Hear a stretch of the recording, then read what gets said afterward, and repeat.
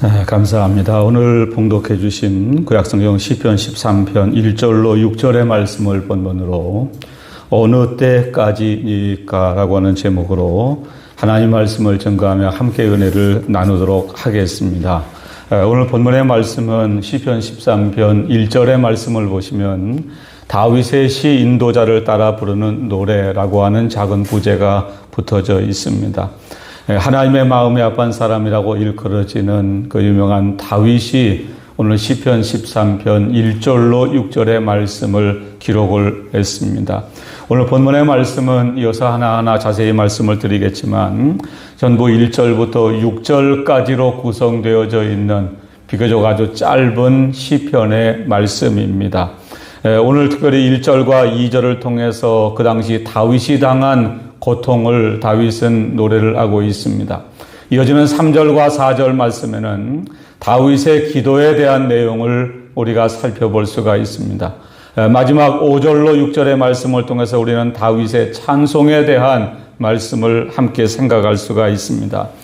이제 이 세 가지를 하나하나 간략하게 생각하면서 말씀을 전하는 저나 말씀을 듣는 여러분 모두에게 하나님의 은혜와 위로와 용기와 소망의 말씀이 되시기를 간절히 바랍니다.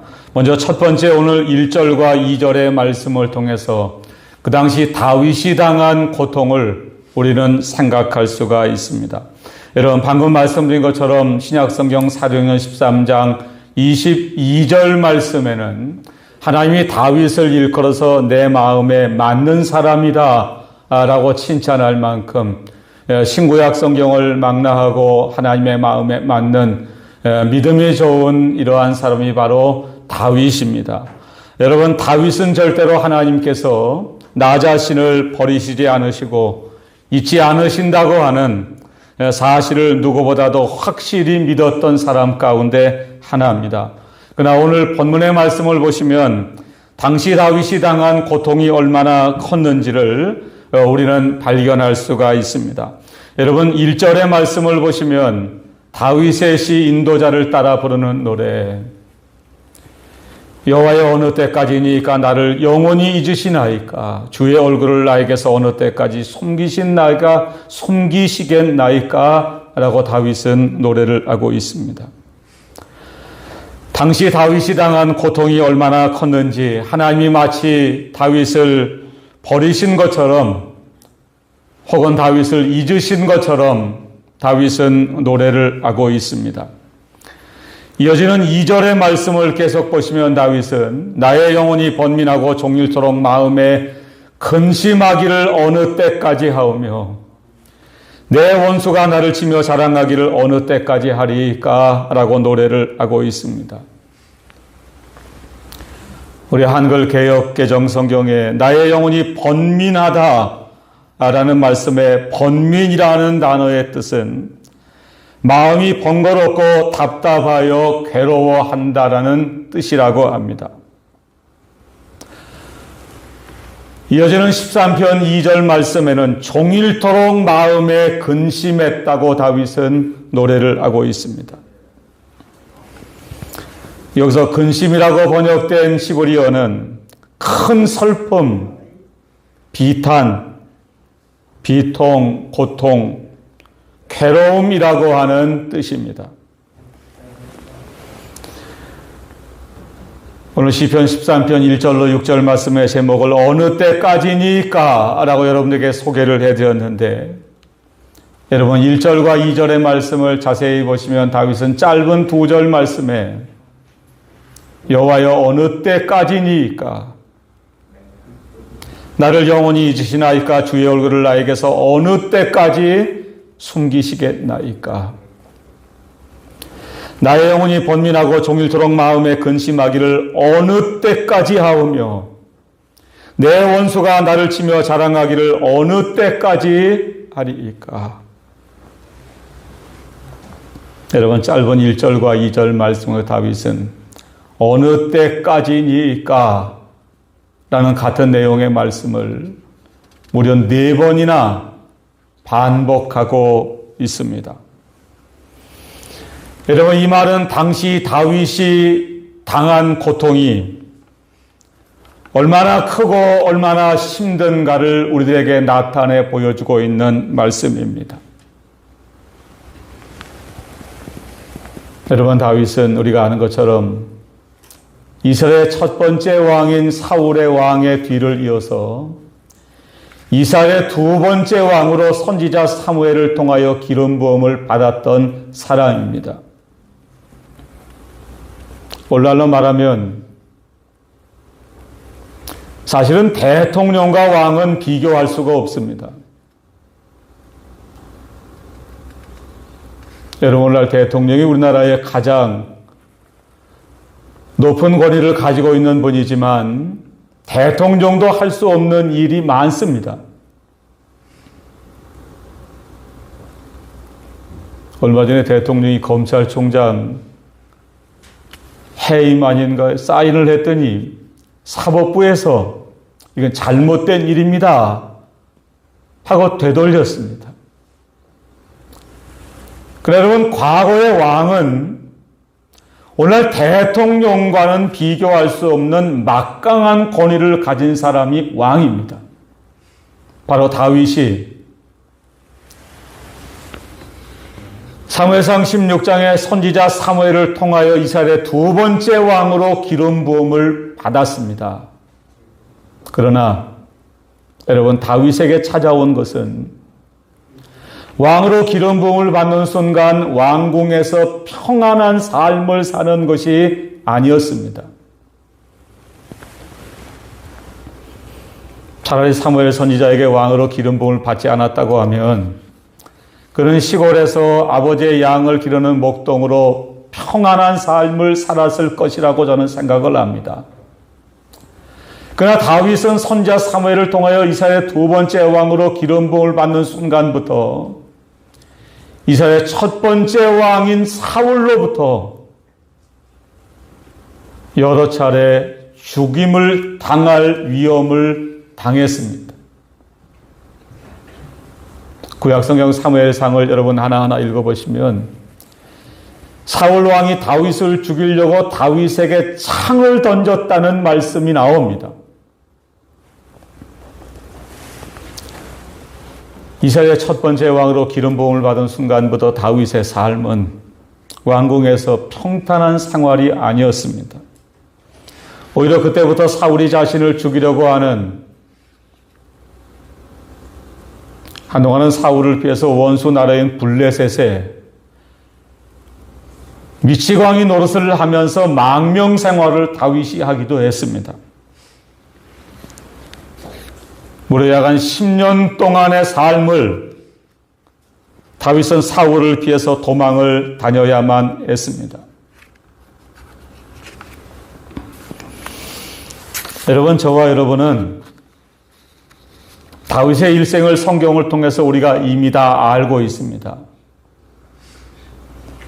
그래서 이 당시 다윗의 고통이 얼마나 컸는지를 오히려 잘 모를 수가 있습니다. 아, 다윗 조금 있으면 왕 되는데 뭐. 여러분, 그러나 오늘 다윗 시편 13편 1절과 2절에 어느 때까지니까 라는 똑같은 말을 무려 4차례나 반복을 한 걸 보면 당시 다윗도 언제 자신의 고통이 끝날지 모르고 있었다는 사실을 여러분 주목하실 필요가 있습니다.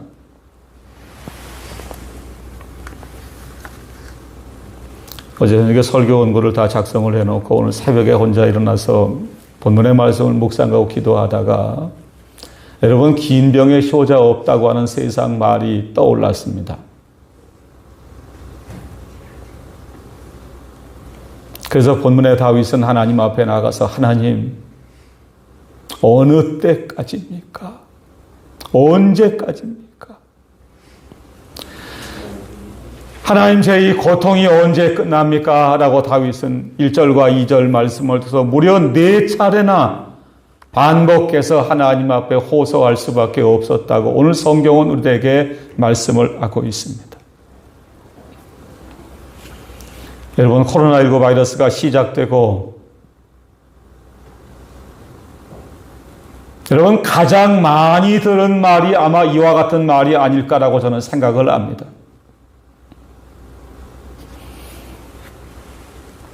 우리 캄보디아 친구 한 녀석이 저한테 목사님, 선생님 언제 끝나냐는 거예요.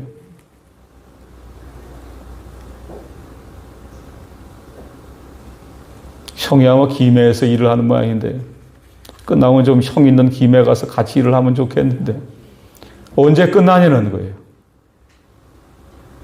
어느 때까지니까. 여러분, 이 말은 비단 코로나19 바이러스뿐만이 아닙니다. 우리가 세상에서 당하는 고통도 저는 이와 같다고 믿습니다. 여러분, 저와 여러분이 이 세상을 살다 보면 예수님께서 요한복음에 말씀하신 것처럼 너희가 세상에서는 환난을 당하나라고 예수님은 말씀하셨습니다. 때로는 경제적인 어려움, 때로는 육신의 질병, 때로는 가정의 자녀들에 대한 문제, 때로는 남편과 때로는 아내에 대한 문제, 혹은 교회에 대한 문제, 우리가 살고 있는 지역사회, 국가와 민족에 대한 문제. 여러분, 도대체 언제 끝날지 아무도 모르는 일들이 한둘이 아닙니다.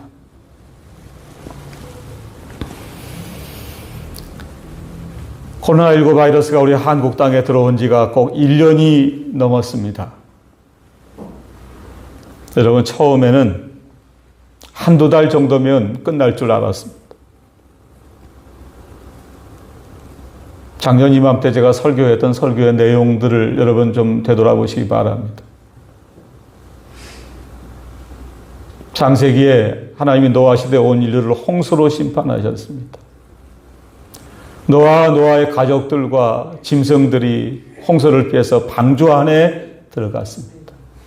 창세기 8장 1절에 하나님이 방주 안에 있는 노아와 노아의 가족들과 짐승들을 기억하셨다는 말씀을 증거해 드렸습니다. 하나님은 온 땅에 바람을 불게 하셨습니다. 물이 점점 줄어들게 하셨습니다.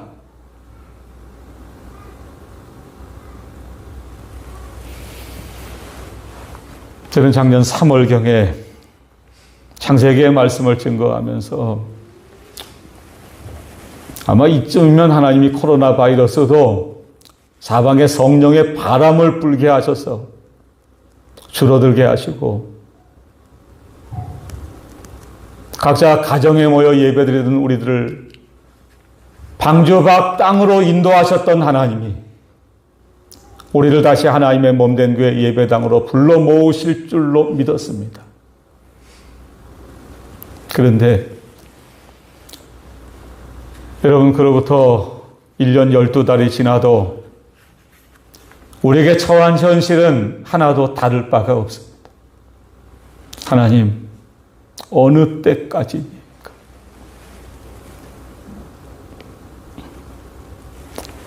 여러분, 상인들의 고통은 이루 말할 수가 없습니다. 그래도 직장 생활하시는 분들은 여러분 감사하시기 바랍니다. 저희 집 딸 녀석이 저희 손주 녀석한테 너희 다음에 공무원을 하라고 그랬대요. 무슨 뭐 욕심 크게 갖지 말고 동사무소 주민등록 띄워주는 공무원을 하라고 그랬다는 얘기를 들었어요. 여러분, 공무원 아시죠? 아무리 어려워도 공무원은 월급이 나옵니다. 그런데 상인들은 장사를 할 수도 없고 안 할 수도 없고 여러분 어렵습니다.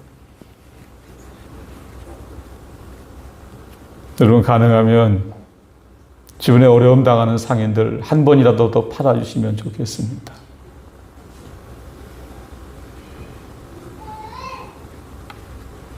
식당에 가서 음식을 사드시기 곤란하면 여러분 배달을 해서라도 한 번 드시면 좋을 것 같다는 생각을 했습니다.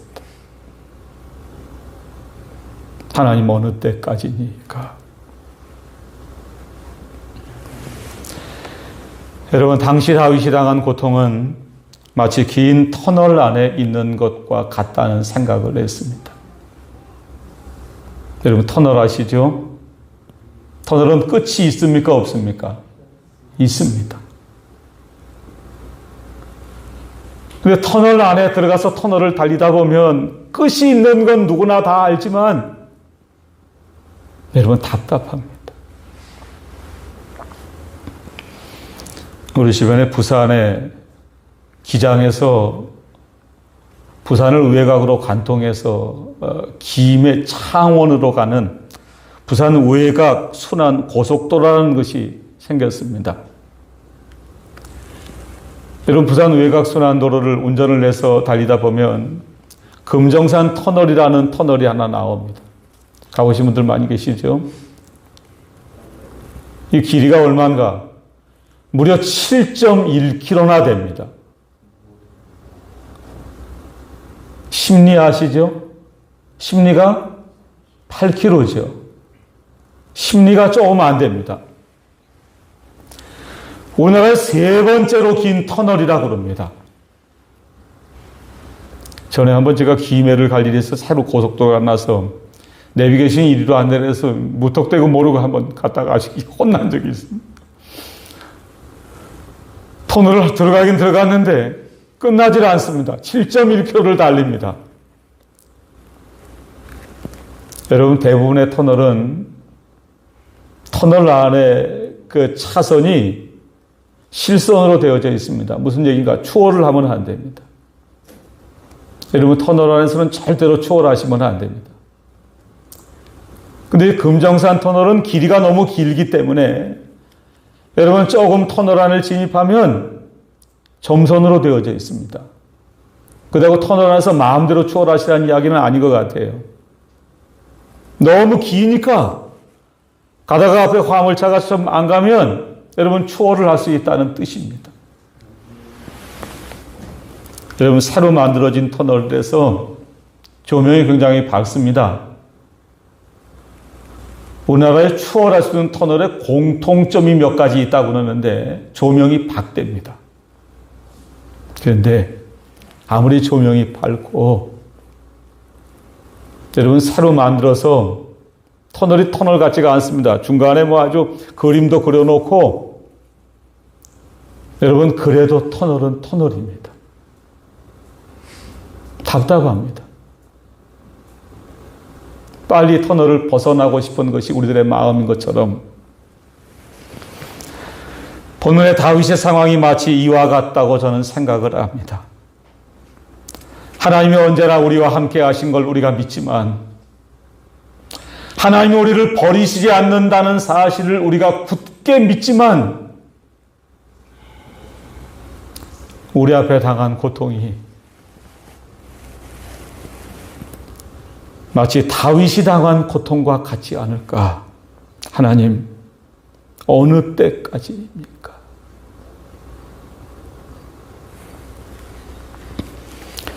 오늘 이제 이어지는 3절과 4절 말씀을 보시면 다윗은 자기 자신이 당한 고통 앞에서 이 고통을 탄식과 절망적인 상황 가운데 있지만 다윗은 하나님 앞에 기도했습니다. 두 번째 3절과 4절의 말씀에서 우리는 다윗이 어떻게 기도했는가라고 하는 아주 중요한 내용의 말씀을 깨달을 수가 있습니다. 여러분 절망 속에 빠졌던 다윗이 다시 일어나서 하나님 앞에 기도하기 시작했습니다.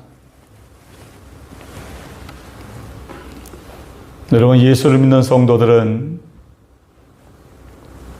어떠한 일을 만나도 절대로 뒤로 넘어져서는 안 됩니다.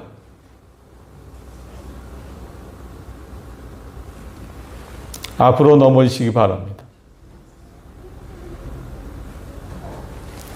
하나님께 매달려 기도하시기 바랍니다.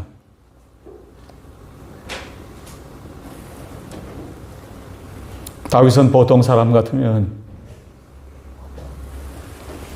불평하고 원망하고 낙심하고 좌절할 만한 상황 가운데 있었지만 다시 일어나 하나님 앞에 기도하기 시작했습니다. 여러분 예수 믿는 우리들에게 기도할 수 있는 것은 무엇보다 가장 큰 특권입니다.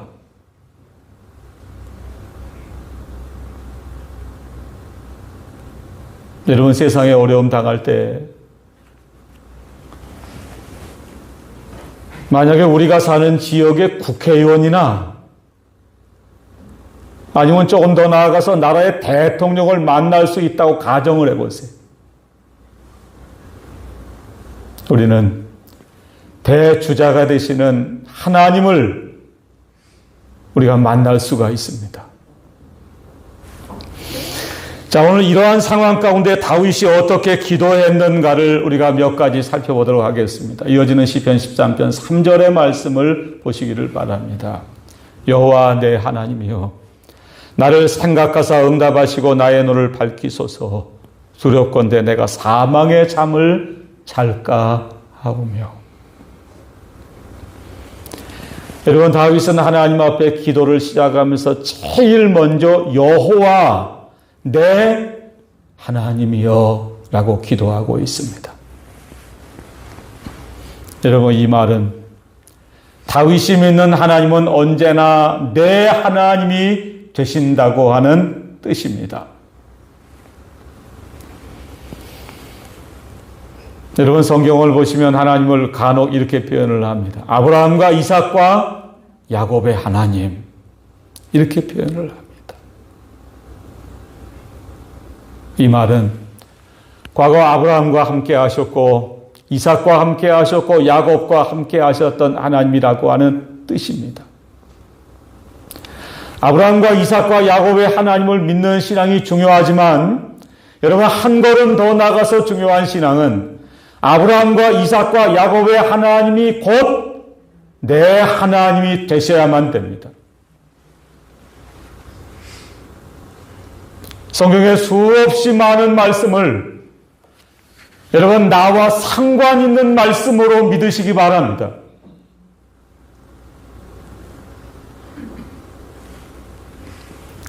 여러분, 예배 시간에 성경을 배우시는 것도 물론 중요하지만 이 말씀이 나와 상관이 있으셔야 됩니다. 지난주에 가나안 여자에 대한 믿음을 말씀드렸죠. 가나안 여자가 자신의 흉악기 귀신 들린 어린 딸의 병을 고쳤다. 끝. 여러분, 이래서는 우리의 신앙에 아무런 의미가 없습니다. 그 하나님이, 그 예수님이 곧 나의 하나님이 되시기를 바랍니다. 여호와 내 하나님이여, 나를 생각하사 응답하시고 나의 눈을 밝히소서. 두렵건대 내가 사망의 잠을 잘까 하오며. 여러분, 다윗은 제일 먼저 하나님 앞에 나가서 하나님, 저를 생각하시고 제 기도에 응답해 주시옵소서 라고 기도하고 있습니다. 다윗은 이어지는 3절 말씀에 나의 눈을, 그 다음에 뭐죠? 밝혀달라고 기도하고 있습니다. 나의 눈을 밝히소서. 여호와 내 하나님이여, 나를 생각하사 응답하시고 나의 눈을 밝히소서. 두렵건대 내가 사망의 잠을 잘까 하오며. 여러분, 예수를 믿는 우리들이 때때로 영적인 잠에 듭니다. 사망의 잠에 빠집니다. 오늘 이 시편을 기록한 다윗도 사무엘하 11장에 우리아의 아내 밧세바와 간음을 하는 영적인 잠에 빠졌습니다. 3년 6개월 동안 비가 오지 않는 가운데 하나님의 능력의 역사를 나타냈던 엘리야도 로뎀나무 아래 쓰러진 적이 있습니다. 여러분, 저와 여러분이 우리 앞에 당한 고통과 환난 때문에 사망의 잠에 빠지지 않으시려면 하나님, 나의 눈을 밝히소서라고 기도하셔야만 됩니다. 여러분, 신앙에 잠이 들면 제일 먼저 영적인 눈이 어두워집니다. 신령한 세계를 보지 못하게 됩니다. 하나님이 보이지 않고 하나님의 뜻이 보이지 않습니다. 하나님의 방법이 보이지 않습니다. 그러므로 다윗은 무엇보다 가장 먼저 하나님 나의 눈을 밝혀주시옵소서라고 기도했습니다. 여러분, 어려운 일을 당할 때마다 가장 먼저 여러분의 영의 눈이 밝아지게 되시기를 간절히 바랍니다.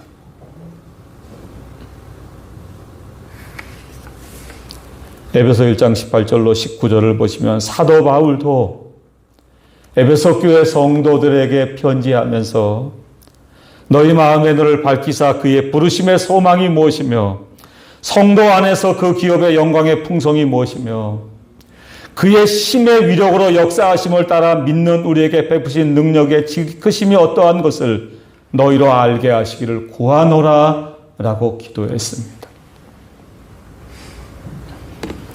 이어지는 4절의 말씀을 계속해서 보시기 바랍니다. 두렵건대 나의 원수가 이르기를 내가 그를 이겼다 할까 하오며 내가 흔들릴 때에 나의 대적들이 기뻐할까 하나이다. 내가 흔들릴 때에. 예전 개혁성경 가지고 계신 분 계시죠? 개혁성경에는 요동될 때 이렇게 번역을 했습니다. 요동될 때, 흔들린다는 겁니다. 여러분, 다윗은 자신의 믿음이 흔들리지 않도록 붙들어 달라고 하나님 앞에 기도했습니다. 여러분, 하나님이 우리의 믿음을 붙들어 주셔야만 됩니다. 우리의 믿음이 흔들리지 않도록 다윗처럼 기도하시기 바랍니다. 하나님, 나의 눈을 밝히소서. 하나님, 사망의 잠을 자지 않고 깨어있게 해 주시옵소서. 내가 흔들리지 않도록 하나님 저를 붙들어 주시옵소서 라고 기도하는 저와 여러분들 다 되시기를 간절히 바랍니다. 이제 오늘 마지막 세 번째 5절로 6절의 말씀을 통해서 우리는 다윗의 찬송에 대한 말씀을 함께 생각할 수가 있습니다. 여러분, 다윗은 절망적인 상황 가운데도 하나님 앞에 기도했습니다. 하나님은 다윗의 기도에 응답해 주셨습니다. 다윗의 눈을 열어주셨습니다. 다윗의 영의 눈이 점점 밝아지기 시작했습니다. 하나님과 하나님의 하시는 일을 다윗은 볼 수가 있었습니다. 이제 5절의 말씀을 보시기를 바랍니다. 나는 오직 주의 사랑을 의지하여 싸우니 나의 마음은 주의 구원을 기뻐하리이다. 예전 개혁 성경에는 사랑이라는 단어 대신에 인자하심을 의뢰하였다라고 번역을 하고 있습니다.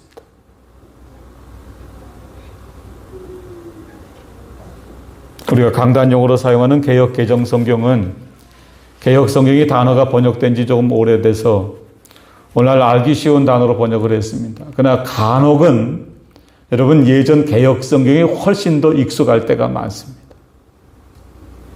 인자하심이라는 단어가 저는 더 마음에 듭니다. 예배 시간에 히브리어 헬라어 말씀드리니까 좀 복잡하시다는 분이 계신데 여러분 인자하심이라는 단어는 좀 기억하시면 도움이 됩니다. 히브리 말로 헤세드라고 합니다. 헤세드. 히브리 말은 여러분 듣고 넘기시기 바랍니다. 그 뜻은 조금 기억을 하시면 도움이 됩니다. 인자하심이라는 말의 의미는 언약적인 관계에서의 변치 않는 사랑을 뜻하는 말입니다. 그래서 개역개정은 인자하심이라는 단어 대신에 사랑이라고 번역을 하고 있습니다. 절망 가운데 기도하던 다윗은 하나님의 응답을 받았습니다. 영의 눈이 밝아져서 하나님의 인자하심, 하나님의 사랑을 다시 볼 수 있게 되었습니다.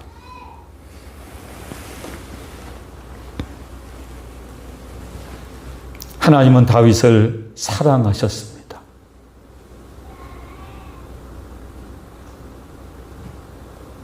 오늘날도 하나님은 저와 여러분을 사랑하십니다.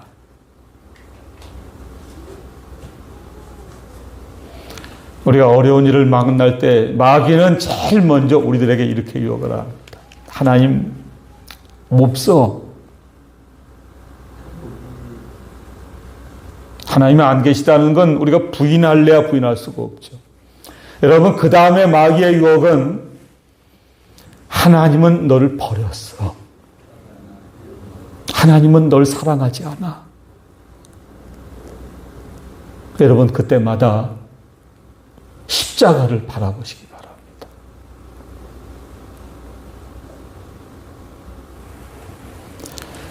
하나님은 하나밖에 없는 독생자 예수 그리스도를 십자가에 못 박기까지 우리들을 사랑하셨습니다. 로마서 8장 34절로 37절에 사도 바울은 누가 정죄하려 죽으실 뿐 아니라 다시 살아나신 이는 그리스도 예수시니 그는 하나님 우편에 계신 자의 우리를 위하여 간구하시는 자시니라. 누가 우리를 그리스도의 사랑에서 끊으리요? 환난이나 곤고나 박해나 기근이나 적신이나 위험이나 칼이랴. 기록된 바 우리가 종일 주를 위하여 죽임을 당하게 되며 도살당할 양같이 여김을 받았나이다 함과 같으니라. 그러나 이 모든 일에 우리를 사랑하시는 이로 말미암아 우리가 넉넉히 이기느니라. 여러분, 이 말씀 같이 해보실까요? 우리를 사랑하시는 이로 말미암아, 시작. 우리를 사랑하시는 이로 말미암아 넉넉히 이기느니라. 어떻게 이긴다고요? 넉넉히 이깁니다.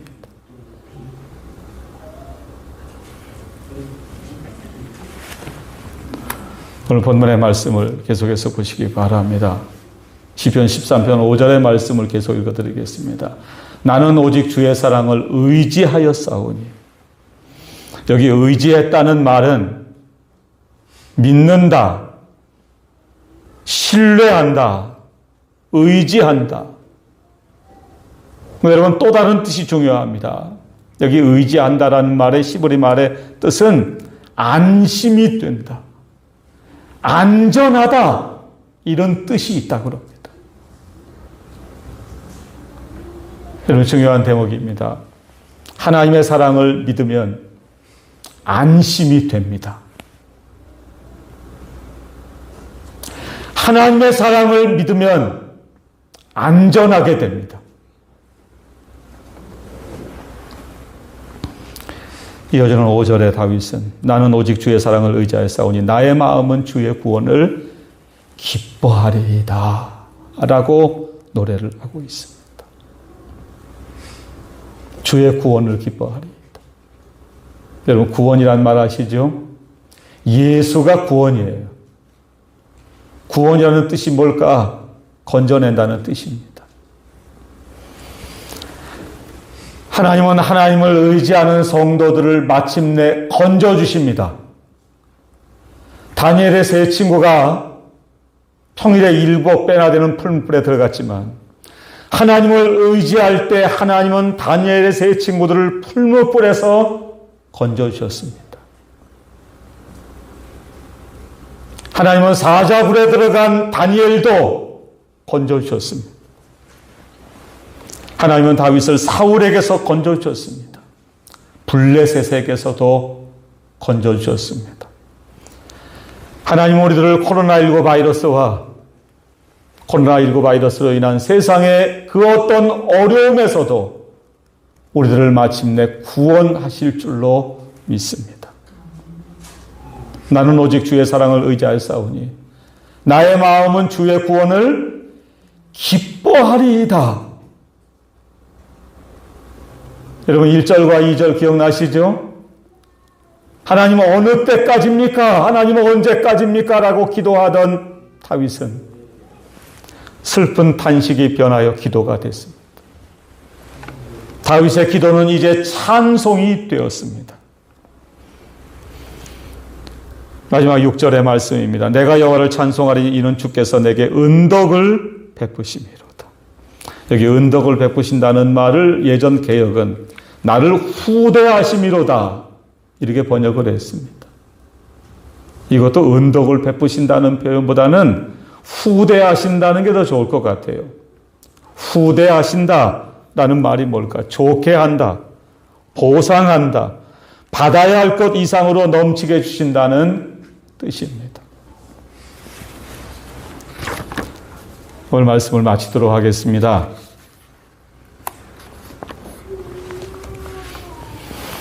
어제 제가 제 서재에 봤더니 이 책이 마침 있더라고요. 이게 2003년도에 제가 신학교 다닐 때 산 책입니다. 이지선이라는 자매예요. 아시는 분 계십니까? 여러분, 이 자매가 2000년에 이화여자대학교 유아교육과가 4학년을 다닐 때 뜻하지 않은 교통사고가 났습니다. 한 음주운전자가 낸 교통사고로 인해서 몸의 55%를 3도 화상을 입었답니다. 무려 40번에 걸친 대수술을 받았답니다. 여러분, 사고 후에 손가락 8마리를 절단할 수밖에 없었답니다.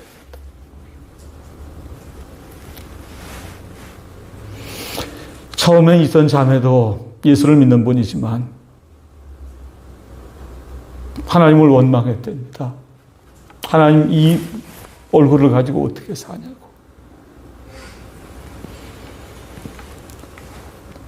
그러나 하나님은 다윗의 영의 눈을 밝혀주신 것처럼 이선 자매의 영의 눈을 밝혀주셨습니다. 하나님이 살아계시고 하나님이 나를 사랑하시고 마침내 하나님이 나를 후대하실 것이라는 말씀을 믿었습니다.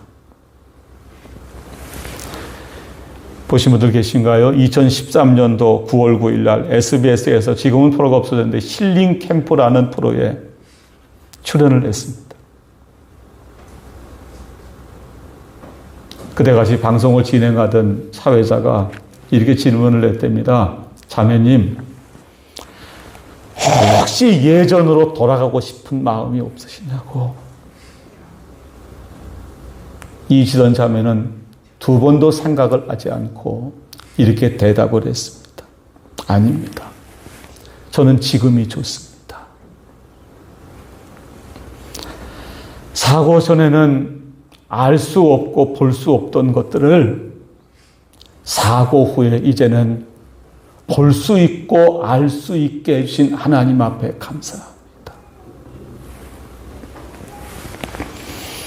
어제 이선 자매에 대한 자료를 조금 찾다 보니까 미국의 UCLA 대학원 사회복지학 박사과정을 마쳤답니다. 박사님이에요. 그리고 지금은 여러분, 우리 가까운 포항에 한동대학교라는 대학교가 있습니다. 기독교 학교입니다.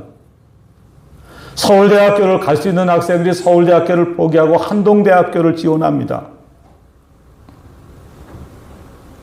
한동대학교에서 상담심리사회복지학부 교수로 있답니다. 그럼 시편 13편 5절과 6절의 다윗은 오직 주의 사랑을 의지하여 싸우니 나의 마음은 주의 구원을 기뻐하리이다. 내가 여호와를 찬송하리니 이는 주께서 내게 은덕을 베푸심이로다 라고 말씀을 하고 있습니다. 여러분, 다윗처럼 오늘 소개해드린 이지선 자매처럼 교수님이라고 해야 될까요? 어떠한 어려움 가운데서도 하나님이 나를 사랑하신다고 하는 하나님의 사랑을 의지하며 사시기를 간절히 바랍니다. 오직 주의 사랑을 의지하여 싸우니 나의 마음은 주의 구원을 기뻐하리이다. 여러분, 기뻐하고 내가 여호와를 찬송하리니 찬송하며 살아가는 저와 여러분들 다 되시기를 간절히 바랍니다. 오늘 시편 72편 14절, 여러분 댁에 계신 분들도 성경을 꼭 찾아보시기 바랍니다. 시편 71편 14절의 말씀을 우리 다 같이 한 목소리로 읽고 오늘 말씀을 마치도록 하겠습니다. 나는 항상 소망을 품고 주를 더욱더욱 찬송하리.